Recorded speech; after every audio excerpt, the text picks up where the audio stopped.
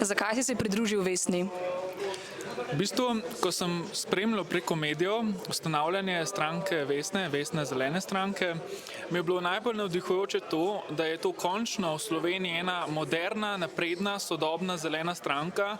In prvo, kar me je pritegnilo, je to, da ima dvojno vodstvo. V bistvu, da imamo tako moško kot žensko sovoditeljstvo in enostavno po vrednotah zagovarjanje nekega trajnosti, miru, naprednih vrednot, sobivanja različnih pripadnikov družbe, manjšin, potem avtohtonih, prebivalcev na našem ozemlju in tako naprej, v neki, bom rekel, življenjski obliki prihodnosti z skrbjo na planet in na našo državno okolje, lokalno okolje, me je bilo tisto, kar me je nagovorilo. Se pravi, da ni to neka stranka zelenih vrednot, ki črpa iz nekih konzervativnih vrednot ali pa iz neke zgodovine, ampak se usmerja v prihodnost.